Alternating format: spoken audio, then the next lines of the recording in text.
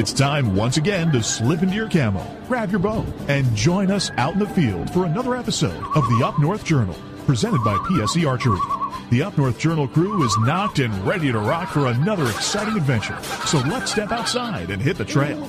This episode of the Up North Journal podcast is brought to you by PSE Archery, Scentlock Technologies, Scent Blocker, Rambo Bikes, Hunter's Blend Coffee, Limwalker Game Calls, Stanislawski Releases, Copper John Sights, EZ Kut Outdoor Products, Fourth Arrow Camera Arms, Wind Sense Hunting Sense, X-Stand Tree Stands, Spot Shooters, Gut Check Indicators, and PackerMaxx Cultipackers. And don't forget, you can catch us in syndication at 2 p.m. Eastern Time on GoodTalkRadio.com. Welcome back to another episode of the Up North Journal, everybody. And host Mike Adams sitting in the cabin tonight on a rainy, cold Sunday with Dan DeFall and a hot cup of Hunter's Blend coffee. You know, it might be rainy, it might be cold outside, but as I was driving in, out in the field right just before your house, My residents were there? 4 resident birds were out there, and Mr. Tom was in the middle of strutting his stuff. Was he? Yes, he was. He was in full strut in the rain, huh? He was. He was looking at him going, hello. Who was it we were talking to? Oh, it was when we were at the turkey workshop. The DNR officer, Mr. Dan Prince, said, doesn't matter what the weather is, get out and hunt. It doesn't matter because rain. Their biological clock is ticking that it's mating season. Right. Come rain nor shine. Yeah, that's right. Rain, sleet, or snow. It's kind of like the postman. Yeah, right? You know, I tell you what, yesterday is up here in Michigan. You were in Indiana, but man, yesterday was sunny and a little breezy, but it was comfortable. Right. But today, actually it started last night, but today was just, yeah. When I left down there at 9 o'clock last night, it was 55 degrees-ish. It was about 55, I think, if I remember right. And when I got out of the Jeep at home here in Michigan, it was 37 degrees. Did you hit any of the weather? No, not a bit. Oh, you stayed in front of it. Yeah, it was windy. Right. We heard a clap of thunder, 7:30-ish. Okay. Maybe 8 o'clock. Yeah, probably 7:30, 8 o'clock. Hanging the last tree stand, we're kaboom. We're down in the swamp bottom, and it's cloudy most of the day, and you kind of look up, and you're hoping you don't see like a thunderhead or anything, but when we finally got back out into the field and turned around and looked, it was like, I don't know, you could see it on the horizon. We loaded up, got everything taken care of, and started out. And now stayed plenty far enough ahead of it. Hey, Randy Duncan, what's going on, man? That's awesome. So you brought the bad weather with you in tow? No, I didn't bring it with me. I was trying to run away from it. Yeah, well, it hooked onto your trailer and it got up here. I'm not claiming this, man. I'm going to blame you. This was nasty But stuff. yeah, so you were down in Indiana prepping the property with the PackerMaxx and Company. Yep. And working away with that. It looked like you were actually the person on the four-wheeler looked like he was enjoying himself zipping around when you did that live hit. Yeah, I'm trying to remember who that was. I think that was Tony Gertz. Yeah, he was doing some soil sampling. Yeah, he was having a good time. Yeah, was he? He was zipping around. Yeah, yep. So, did you get any feedback from the guys when you brought the PackerMaxx? Did they like it? Did they? We'll talk about that in a minute. Because actually, I really want to talk about what you did this weekend because you got to do something. I mean, I'm not saying our stuff wasn't fun. It was fun. I had a good time. But we had a lot of work involved. You had something enjoyable. Well, I almost think it's mandatory that you do this before you head out. Seeing this turkey season is coming up on the horizon. Mm-hmm. Whether you're going to be shooting a bow, crossbow, shotgun in this case, get out and pattern the gun. Absolutely. And so last year I had one of my barrels ported. I won that at a dinner. Okay. So I had it MagnaPorted. So I was like, okay, I got to get out and shoot these things. Right. So that's exactly what I did. I took them. Took my wife Deb, and we went over to Williams gun site. Mm-hmm. And we went on the gun range, and it was sunny. Yeah, I can see the sunshine on your guy's face there. It was a little wet, which I think I don't know if I've ever been there and it's been dry. That there's a creek that runs by there, and when it floods, it floods. Right. I mean, it's bad. So wear your boots for sure. And like you see in the background of the picture there, we got some targets up. Those were just paper targets that I had a turkey head. I have those also those other targets as well that show when you hit like a kill shot, it turns colors. Mm-hmm. But one thing I liked about those is because I was shooting at about 30 yards, and you could shoot downrange and you could see exactly where you were hitting. Okay. Where those were a little bit tougher. I had the binoculars out and I'm looking. But it was a great day.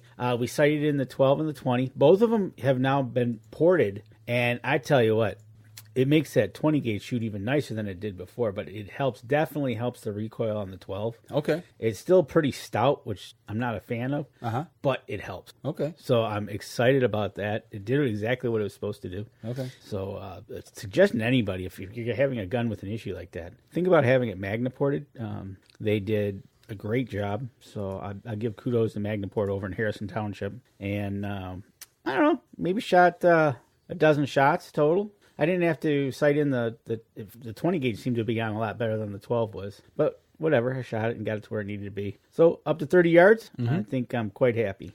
Well, what I'm seeing there, picture before, seeing you get your guns laid out, you and the missus sitting there. This other picture we're looking at right now, I don't see anybody else around. Was it busy? I tell you what, that was the weird thing. I thought for sure, because I've been to a gun range, another gun range that I used to go to, that if it was like close to an opening day of something, it was going to be busy. Okay. But I got there, and there was one other gentleman before us shooting his turkey gun. And right to the left of the picture there, you see that's the handgun area. And there was 3 people in there. Okay. And he left, I got on the table, and all of a sudden 2 of the 3 guys left, and it was down to 1 guy, and that was it. And then I think maybe there was one showing up when we were leaving. But on a Saturday afternoon in April. On a Saturday at noon in April, there was more people over at the long distance range for the rifles. Okay.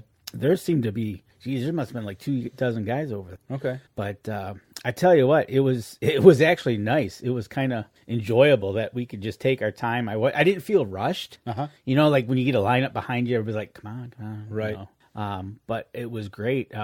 I broke out those new earmuffs that I bought from, it was Bass Pro last year, the Peltors, I think they. Okay, that's the ones you got on there? Yeah, and they're the ones see that it peeking through it in the picture. They're the ones that amplify when you're just talking normal. Right. But when you go to shoot, it blocks out the sound. And? Awesome. You like them? I do. I was quite shocked. I was impressed the fact that when we were just talking normal, I could hear the amplification. But as soon as I went to shoot, it was like, oh, okay. Michael Fairfield's asking at Williams. Yes, Williams Gun Sight now.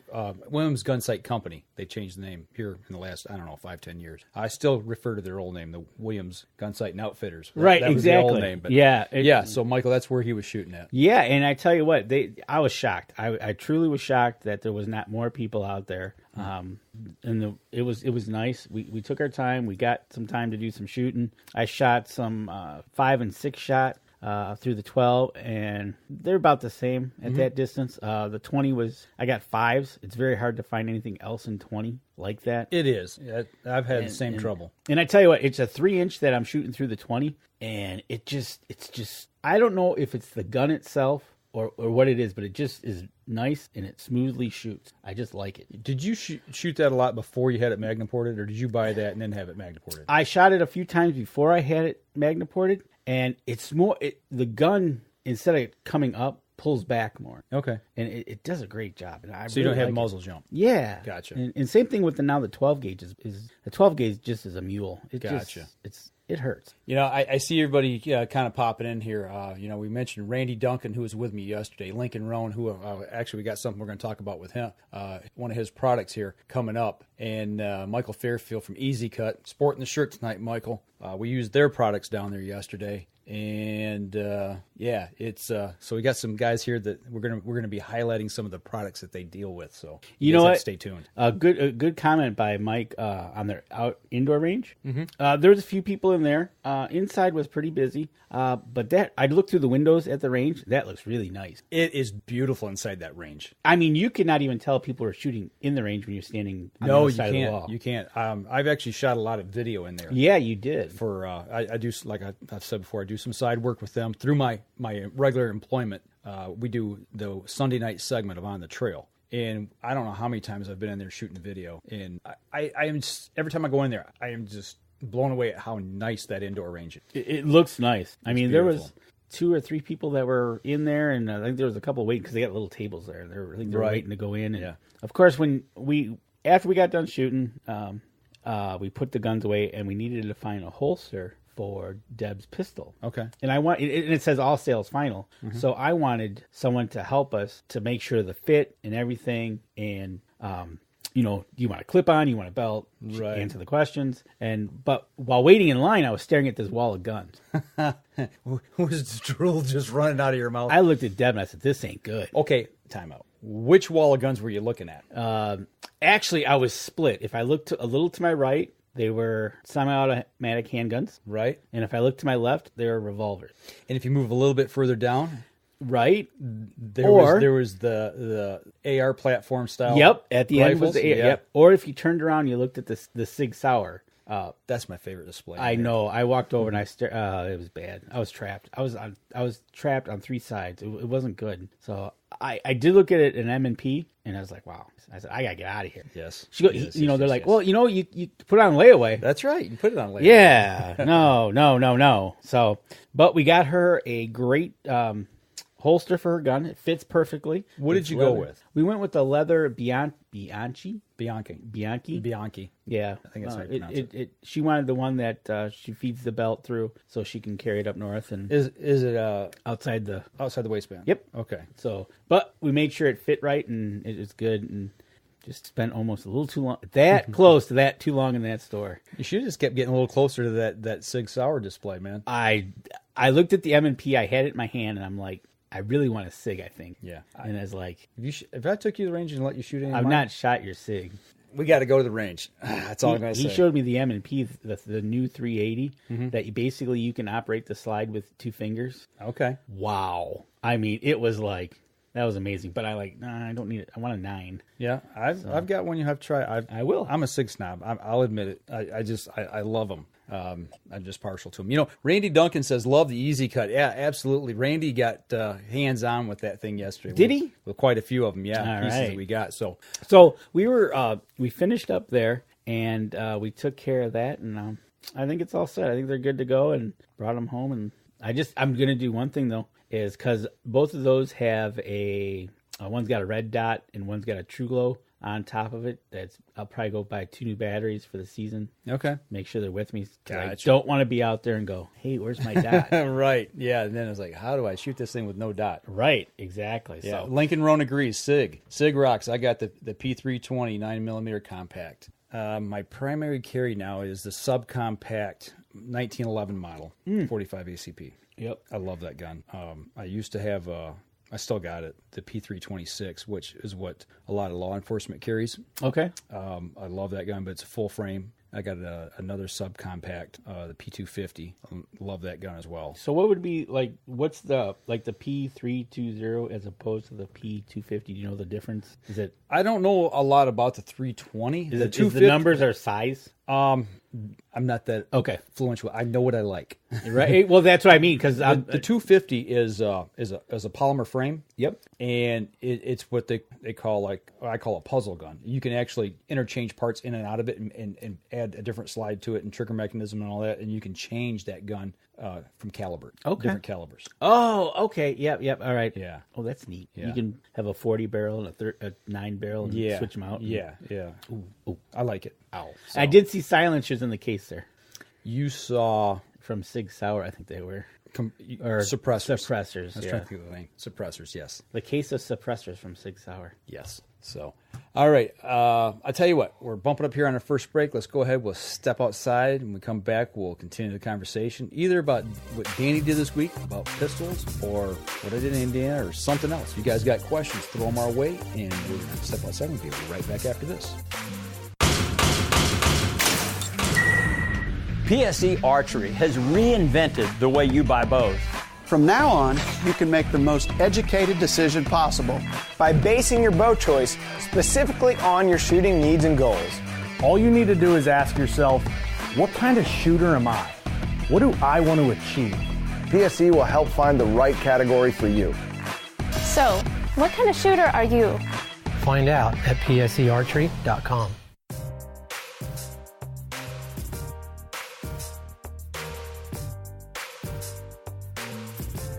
Welcome back, second segment of the show.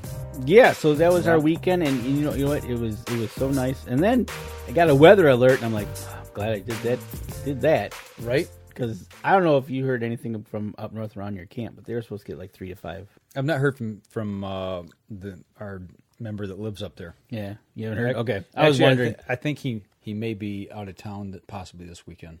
We'll see. Lincoln says because it's April and we got 5 inches of snow today. Maybe he got snow. Yeah. He was giving me grief earlier today about that they got snow. I was like, yeah, you keep it up there. That's for sure. We got a lot of rain down here though.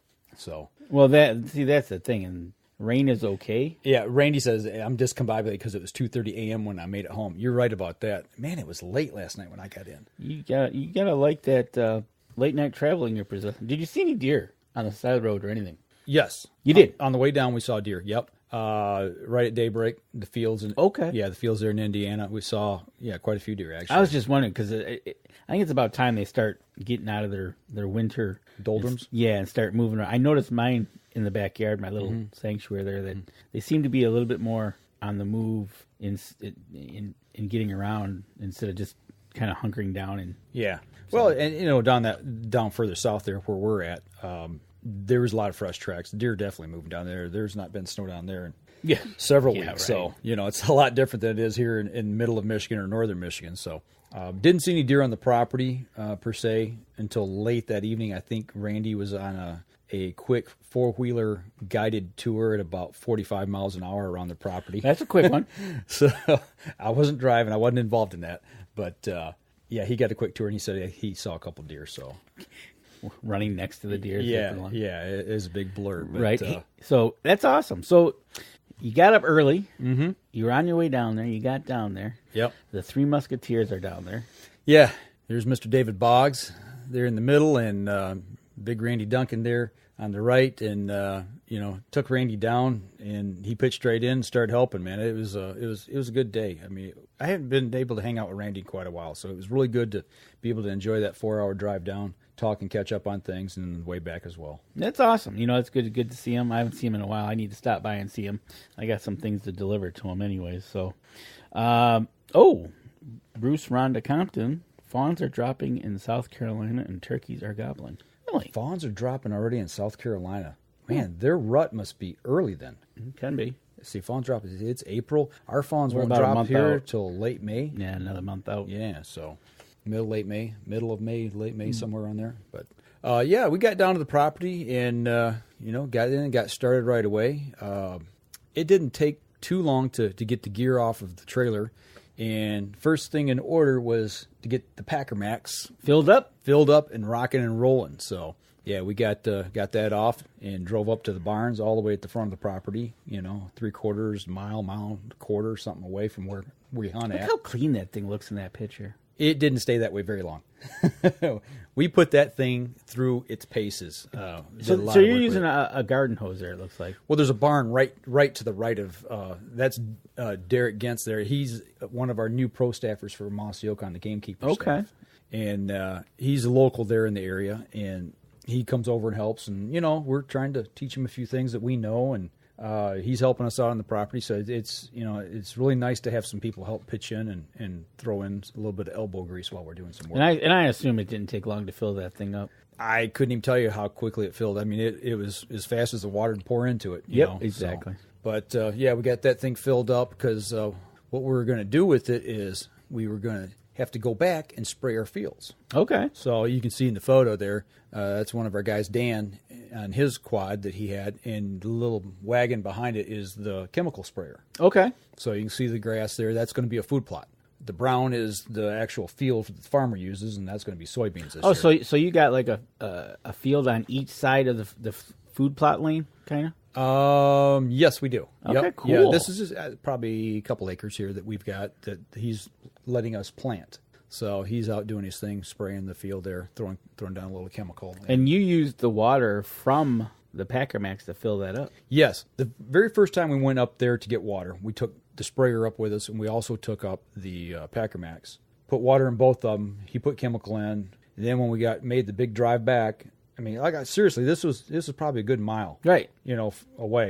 And it's like, well, do you really want to run back and forth every time you need water? No. I said, let's use the PackerMaxx as our water tank, and it worked great. Filled it up, took it back there when we needed water. We just kind of lifted up one side and poured it out, we had a bucket there, and measured everything up, put it in the sprayer, and away we went. Okay. It worked really well. Awesome. So that was really nice to be able to do that.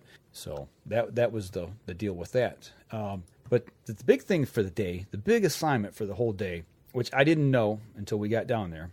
Things changed. the plan of attack changed when we got down there. But when we made it down, we walked down into this creek bottom.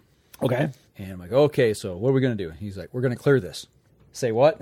I said, we're going to clear this. He says, yeah, this is where we're going to put a food plot in. And we've got a stand site there already where we're going to put a tree stand up. And I'm like, okay. So David was actually there earlier the day before. And there's some old fencing in there, like old, from, like 100 years ago. Oh, geez. Old style fencing where they'd run property lines or whatever. It all rusted and dilapidated. So he took some of that out, started cleaning some stuff up. And he said, we're going to take and clear this out. So in doing so, what did we break out? Brought out all the EZ Kut stuff. We got the loppers, and Randy got his hands on those. Oh, boy. I can see that. He's into it already. He's got a comment here that said, I think a hand pump would be good add to the toolbox. That way, pull water from the creek next time. But does that creek dry up? The thing that we talked about with that was in pulling the water from the creek, I was worried that we could do that, but you need good, fast running, clear water. Yeah. Because if you pump dirty water into that, it's going to get into your nozzles and clog your sprayers. It could definitely clog up the sprayers. But we did think about, once we got down there, I was like, anybody got a pump, that we can use to pump the water out instead of having to lift it up? So, we got to think it through a little better, but it definitely worked for the purposes that we intended it for that day. But, no, Randy, he loved the loppers. He loved the loppers. I see he doesn't have them extended, so he's cranking on them. I see that. Yep. And away he goes. So let me go back to when we started this. Okay. We cleared all those trees. We did not use a chainsaw at all. The biggest tree we had to cut was probably 4 inches.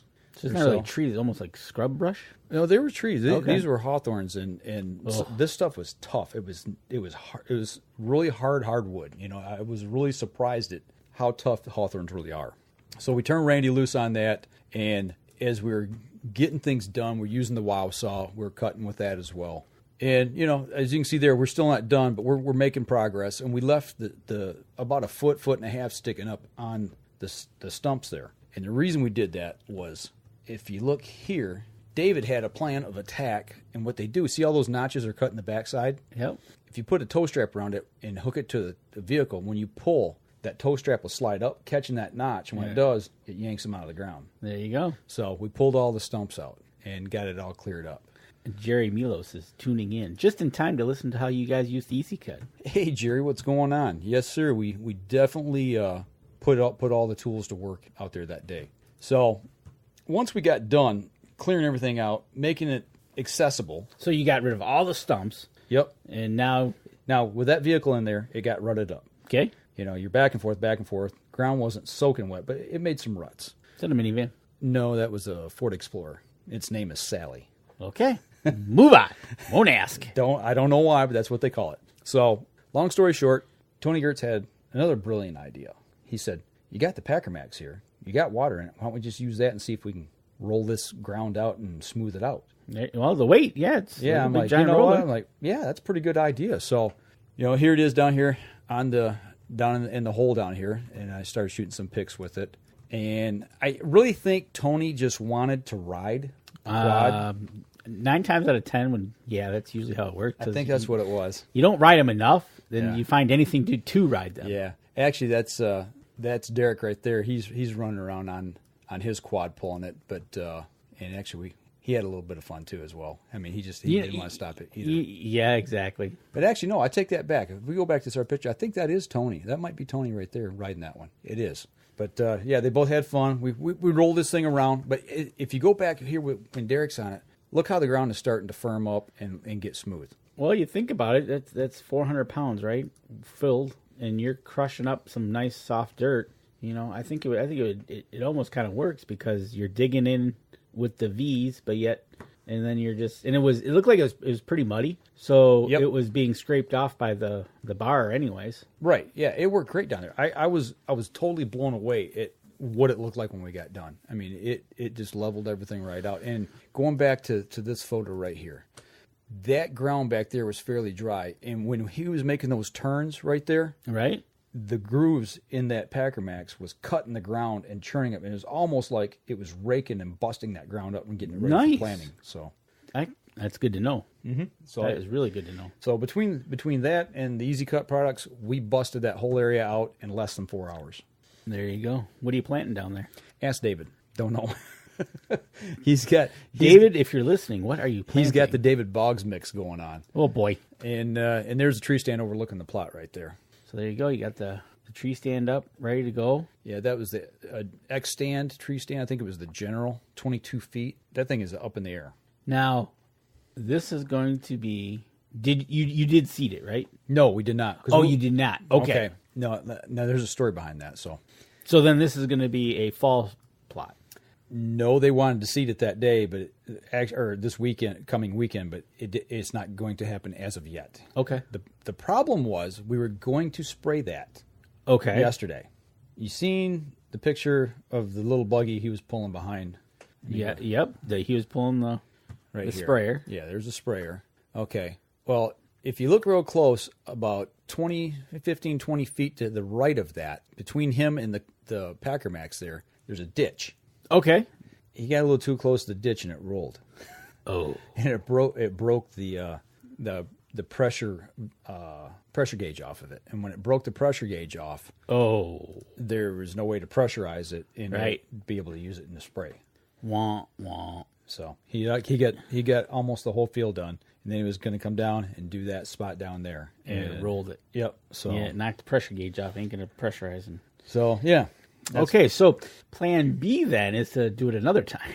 Yes. Yeah. We still got a couple weeks to get seed on the ground down there and get it growing. So. So then that's going to be a summer plot. Is that plot going to be used in the fall as well? Yes. Okay. Yep. We're going to get a little something in there, get it going, and then have a fall plot planted as well. Gotcha. So. But yeah, it looks like the combo of the PackerMaxx and EZ Kut. About roughly how big of area were you guys looking at? Close to an acre. Close to an acre? Yeah. There you go. Yep. So a couple of EZ Kut tools, a PackerMaxx, one 4-wheeler. Yep. And a bunch of guys that want to ride it. Yep. There you go. Yep. And it was with 3 wow saws and 2 lopping shear of the ratcheting loppers, we made short work of that area. Absolutely. Really quick. That's a good thing. That's the purpose of the EZ Kut. Yeah. Make things easy and cuts up fast, and sounds like as fast as you could cut them, David was hauling them out of there. Well, that was the thing. There was 4 of us working with tools, 4 or 5 of us, can't remember, and then there were 7 of us there total, and 2 people hauling debris and stacking it. And that's the thing is we shaped that. I tell you what, let's take a break. We come back. I'll talk a little more about the actual plot and the reason we did things the way we did. So we're going to step outside real quick. We'll take our next break, and we'll be right back after this. PSE Archery has always dominated the speed category. Now, the most revolutionary cam system ever to hit the market has perfected the shooting experience. Introducing PSE's Evolve Cam System, featuring extremely high let-off capabilities and the smoothest draw cycle in history. No other cam system has ever delivered this level of total comfort and total control. Experience PSE. Experience performance. Welcome back, third segment of the show. Still down in Indiana. Actually, you were down in Indiana.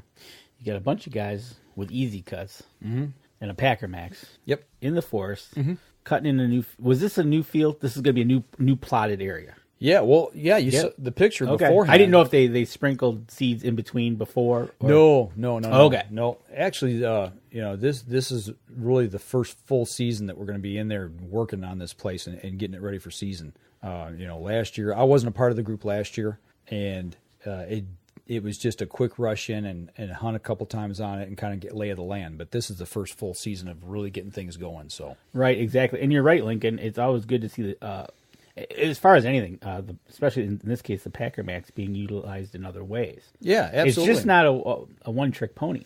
No, and actually, you're talking about carrying water. I was talking with Lincoln, I don't know, a month or 2 ago, and he had mentioned that he's got a guy that puts these pools out. Yeah, yep. Watering holes. He has man-made watering holes to get them out and away from the areas where there could be possible EHD when those grounds dry up. And the midge larvae sprout out and come out, but he's trying to keep these areas, the water clean.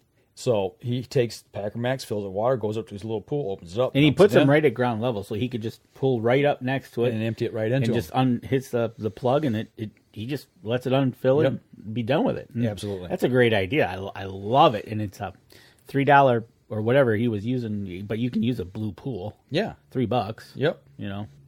Dig a hole, put it in the ground, and make a watering hole. Exactly. It's awesome. Use the PackerMaxx as your water tank. And that is pretty cool. But yeah, definitely the way other utilize the PackerMaxx, like you said here, you filled it up, so it was 400 some odd pounds in soft dirt. Those turns was just digging it right in. Yeah, as it was turning, it was cutting and turning and churning and tearing that ground up. Getting it. When we got done, I was like, man, we could go ahead and throw a seed down right now.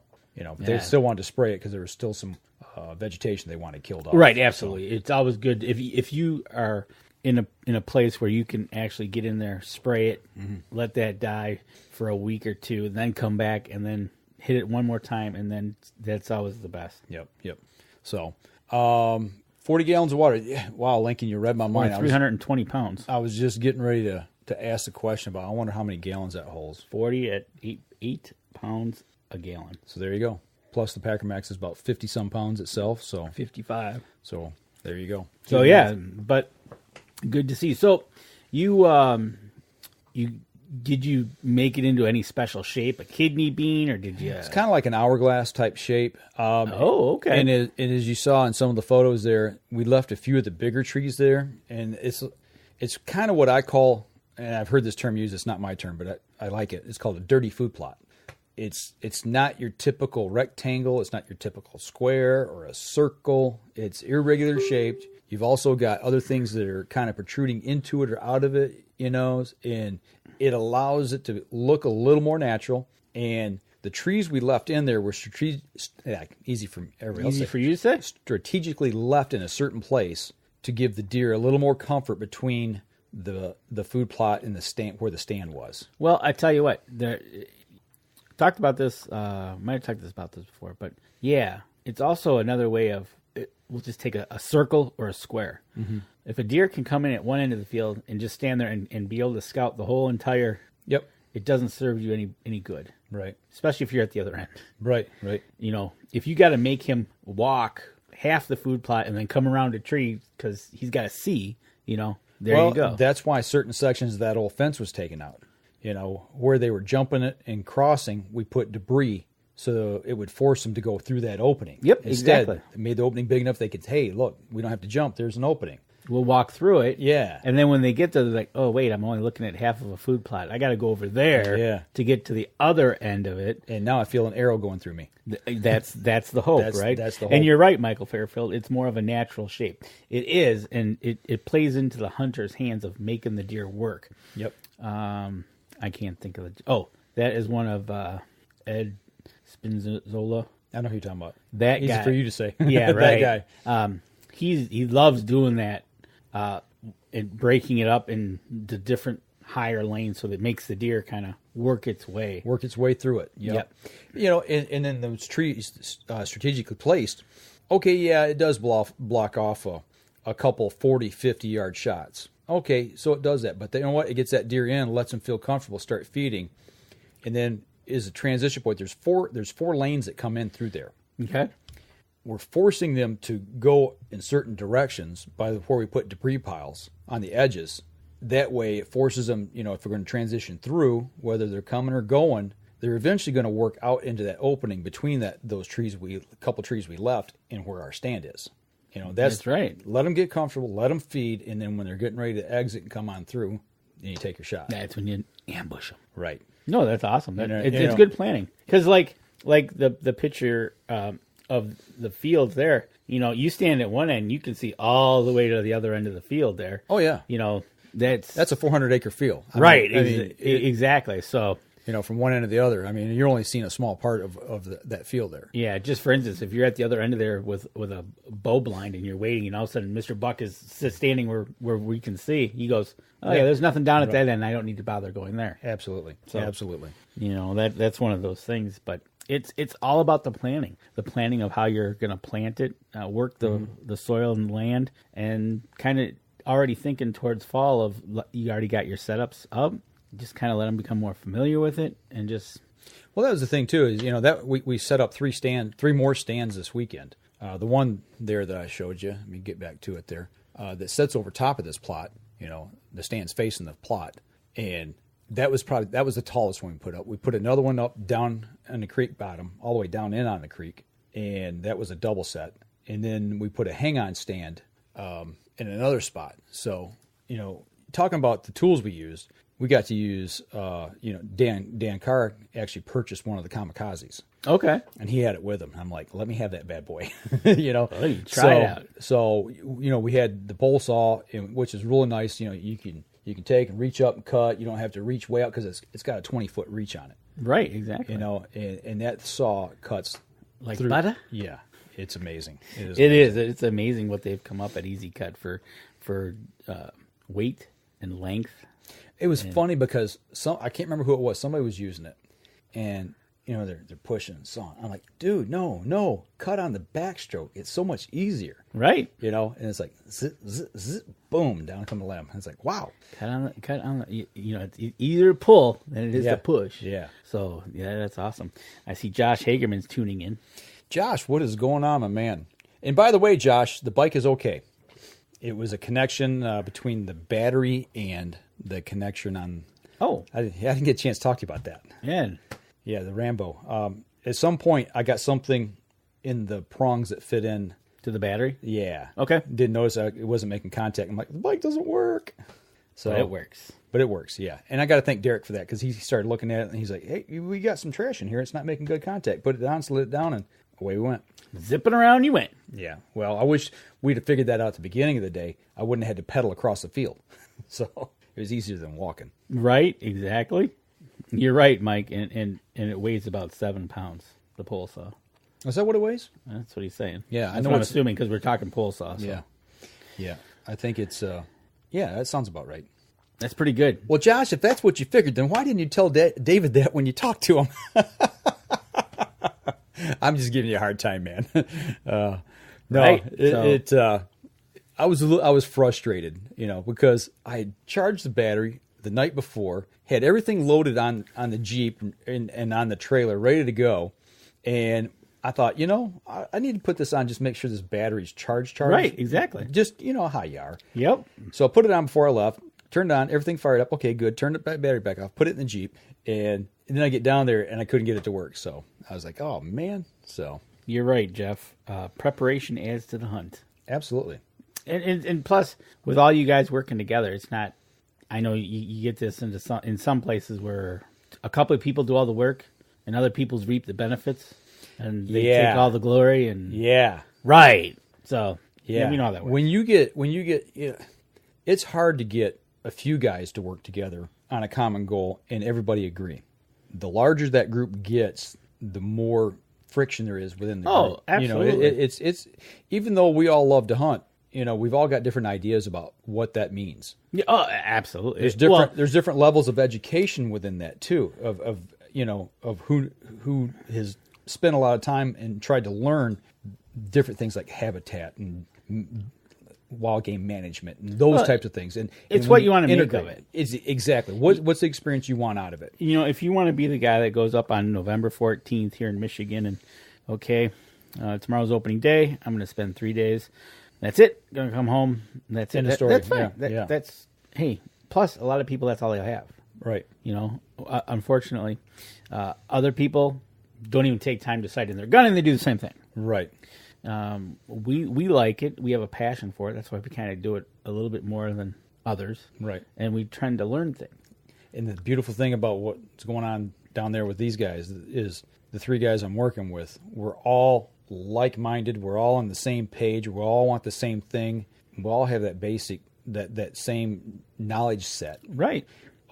some of us are a little stronger in certain areas than others. And that's the great thing about it, because that's where we can start leaning on somebody for one thing and we lean on somebody else for another. And then, they ask me about this, and it's all of us, all four of us working together for a common goal. Exactly. And it makes it so nice. And it also adds to, it's just not, you'll be up there and see them for a couple days. It's a whole year thing, where you guys are working together, so you guys see each other, and it's just not a, hey, I'll see you in September for one day. Right. Nope. I've seen David Boggs more in the last 5 months than I've seen him in the last 5 years. Right. Exactly. It's that's what's nice is I've made, I think this was the fourth or fifth, I think it's the fifth trip I've made down in the last month and a half. Josh Hageman says you should have came and knocked out his food plot. I don't think that would go over, Josh. Don't say that when I'm trying to drink coffee. I'm thinking that ain't going to work. Well, I do have to give him a shout out, because the last time I was down, he come down. Yeah, he did. And hung out with us for about half the day, and was helping us scout for tree stand locations. So, next time I'm down, if you're in the area and you need a little help and I got some free time, let us know. Maybe we'll bust over there and help you with something over your way, because we definitely owe you for the things you've done for us. It's one of those things, and that's the other part. It's the friendship that's also absolutely. With David down there, I've met so many people that just great people in the hunting industry. Josh and I formed a really good friendship. Dan Carr and I formed a good friendship. Tony Gertz down there at Katawi Range formed a great friendship, and Brian Calvert, who has Dixie the praying dog. Yep. Dixie and I and Brian have formed a good friendship. And why are you laughing? Dixie's a cool dog, man. It's a cool dog. So. But no, you're right, and that's one of the things about hunting that does. It's about the sport. It's all about Until we'll see when in the fall when somebody shoots somebody else's deer and you guys start fighting. And that was my buck. And I want to say something right here, right now. This question was brought up yesterday by Randy, because Randy kind of knows some of the things I've been going through. There's just when you like I said, when you hunt with a bunch of people, there's certain little intricacies and things that come up. So as we're setting that tree stand, actually the one right here, we got that thing up, and he says, "So whose area and tree stand is this? Whose area are we prepping down here? Whose food plot is this?" Okay. And David Boggs goes, "What do you mean?" He goes, "Well, whose is it? Out of you four?" He goes, "It's all of ours." He goes, "What do you mean?" He goes, There is no my spot. There is no my stand. This is, even though we all bring gear in, it's communal property. Right. Anybody can hunt anywhere they want and use whatever they want. And that's what makes it so nice. Right, exactly. Everybody brings something to the dinner table. It's a potluck. It's a potluck. And you all get to partake in the feast. There you go. So, no, I don't have any deer that's got my name tattooed on it. Not yet. No. Do that in September. Take a little paint gun with you. There was plenty of deer down there to go around for everybody. There you go. That's a good thing. So, no. I'm like I said, man, if I can put some dough in the freezer, I'll be happy. Right, exactly. So, it's always good to put meat in the freezer. Absolutely. But, so Randy loved the PackerMaxx and he loved the EZ Kut stuff. Yeah. Yep. That's awesome. Yeah, we're going to have to see if we can get him back down to help us out and work a little more. I am sure he'd be glad to. He was really good at swinging a big pickaxe, trying to cut some roots. Oh, I will say this, man. I am sore as all get out today. Well, you worked all day yesterday out all in the field. day pulling trees and moving them and loading and unloading gear and working. That's the thing, man. We got a war wagon, and everybody brings everything down. They pull it out of their truck or pull it off their trailer, and they dump it all on this other trailer. And this thing is mounted up with chainsaws and ratchet straps and EZ Kuts and you name it. I mean, tree stand parts and harnesses and climbing ropes and all kinds of stuff. And we drag this thing with a quad through the forest. Well, yeah, you got to. Stuff bouncing all over and, hey, stop, got to put this back on. So, yeah, it's good, man. It makes for a fun time. It's good work. It's good work. It's good work and it's fun work. Yep. It's not like you're made to go work. No, you don't have to twist my arm for this kind of work. Right. So, but I tell you what, we've got. Randy says he will beg to differ. What's that? On that, I'm sure about swinging the. Oh yeah, you know what, Lincoln, you're right. I'm old. You're right about that. The one thing is I'm like that Keith has the restaurant's country music singer, Keith. Toby Keith. Toby Keith, yeah, thank you. Toby Keith's song. I'm as good once as I ever was. I was good for about half a day. And then you were done. And then I was done. Yep. So, but at least you got home and you were able to make it in your bed and rest today. I couldn't get out of bed this morning. Well, that's another story. But I tell you what, let's take a break because when we come back, we've got something that we want to announce about next week's show that might knock your socks off. So we're going to step up. Probably got 2 announcements. We're going to step outside and we'll be right back after this.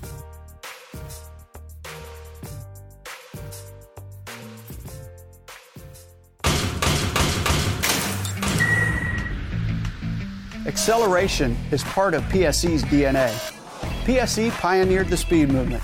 Now they've developed the vapor category to help you find the most powerful bows on the market to fit you.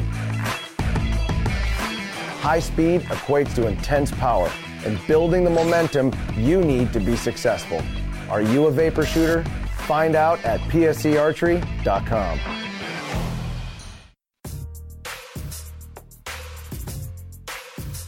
Welcome back to the 4th segment of the show, wrapping up episode 513.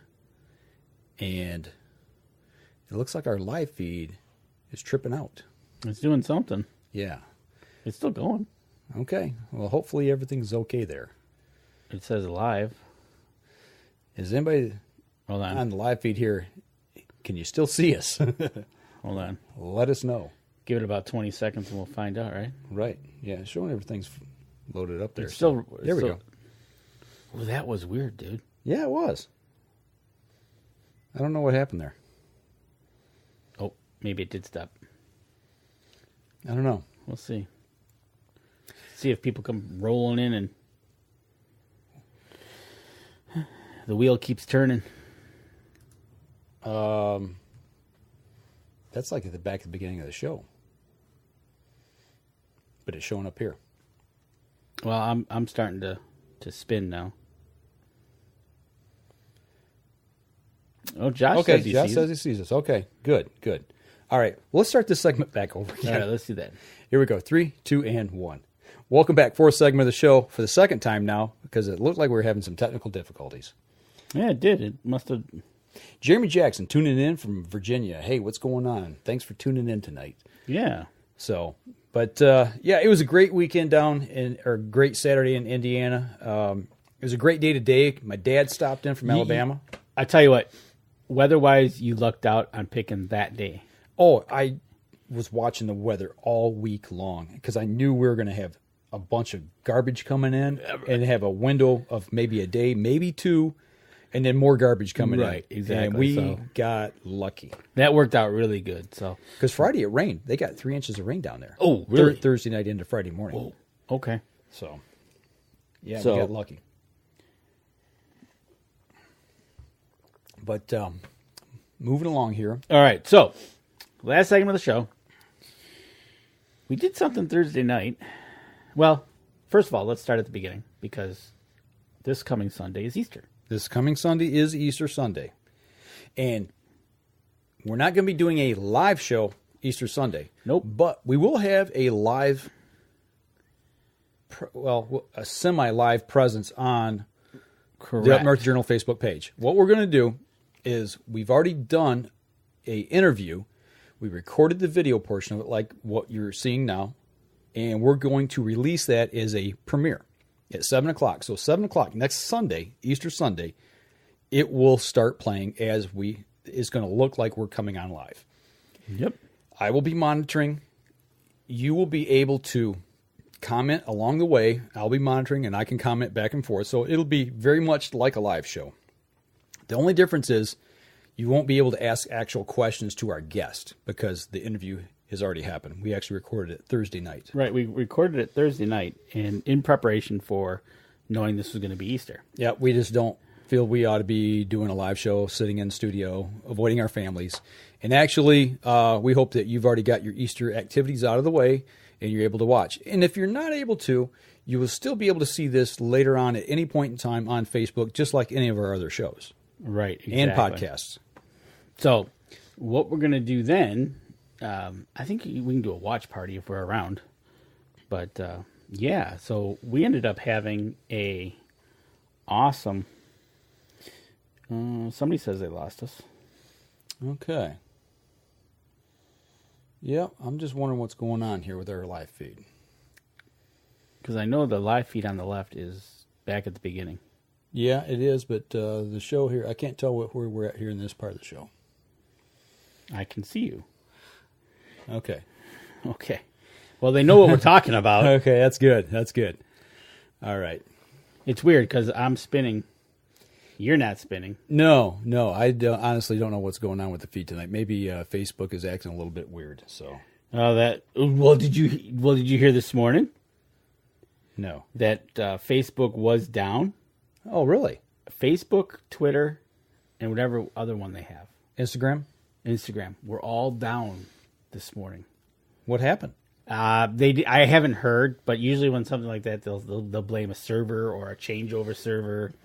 But nobody could get on this morning. Wow. And I couldn't get on. I was up at about 8 o'clock. Tried to get on. Couldn't get on. They said it in the 8 o'clock hour news.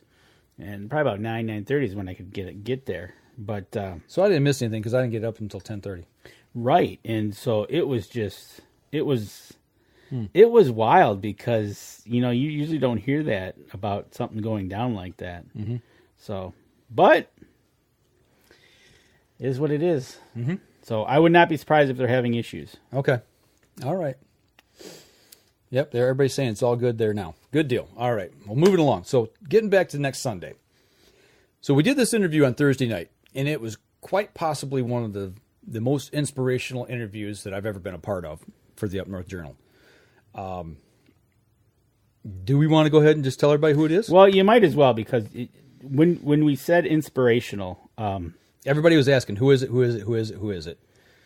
And actually, as I'm telling this story, yesterday morning, heading down to Indiana, I'm sitting there, driving down the road, and I'm like, I'm going to tell Randy. And as I'm telling the story, he just says, I know who it is, and tells me who and I'm like, how do you know? He goes, because this guy's been on your hit list for so long.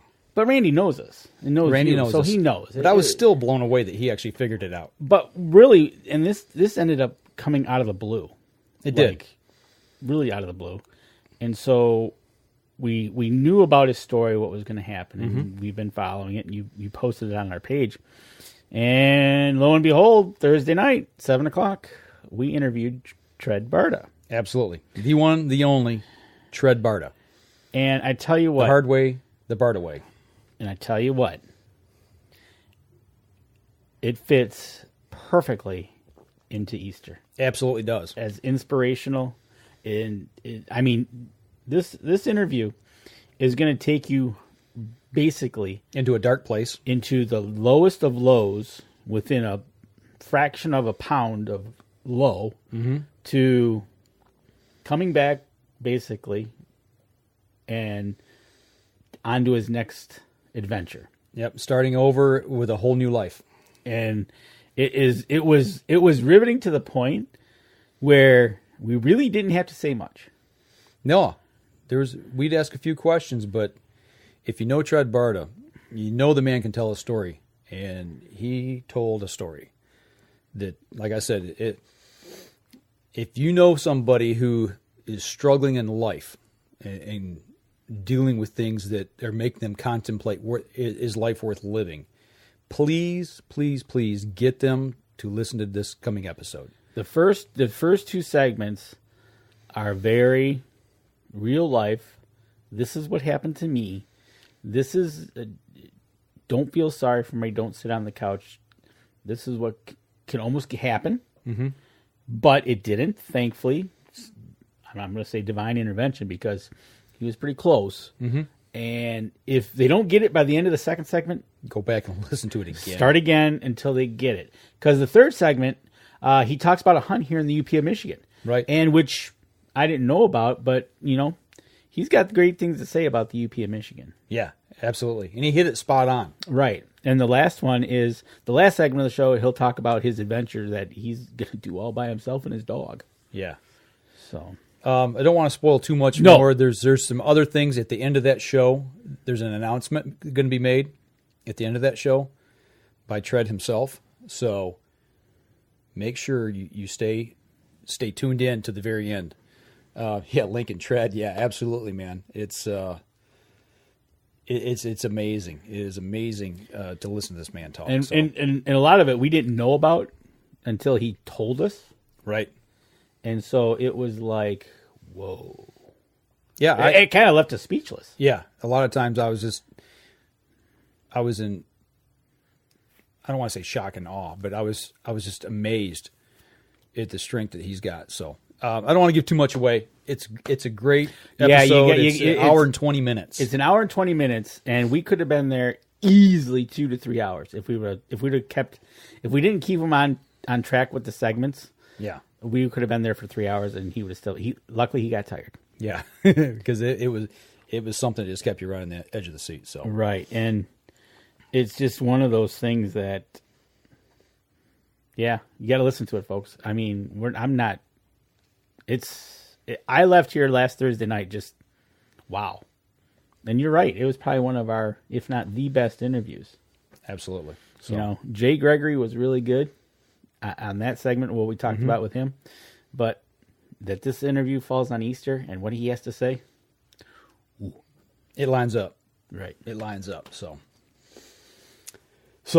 on that note, what else we got? Okay, so we're going to be here going into Easter. After Easter, after we're back, we're going to have some interviews lined up. We're going to be bringing on another sponsor. Matter of fact, we'll be talking about, we won't get into too depth of them, but we'll just show you that we've talked about them before on the show. But we'll be bringing on Buck's Baits, Scents, and Cover Scents.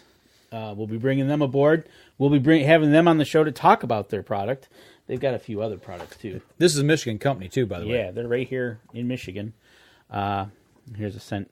Wicks. You can drag them behind you. But, yeah, so we're going to bring them on board as a sponsor. And we'll be talking with them after. And then we're going to get into turkey season. And who knows what's going to happen then, because it's turkey season.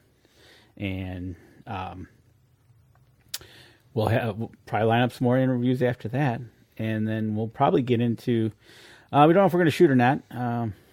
But we're going to start an outdoor archery league, a 3D league this Tuesday, but logistics of things right now, just not quite sure we're going to be able to jump right into it. It happened really quick and found out about it, but we're going to try our best. So hopefully we'll have some of that to bring you. I want to give a quick shout out to Tim Cias from Lone Walker Game Calls down in West Virginia. Their youth season was started this weekend. They took 7 youths out and 4 out of 7 shot birds. Oh, is that the numbers? I saw the post of them. So 4 out of 7. 4 out of 7 shot birds. Excellent. I know he cut his show short Friday night because he had to get to bed. It was going to be an early day. But that's awesome. Awesome news to hear for the kids. So we'll get them.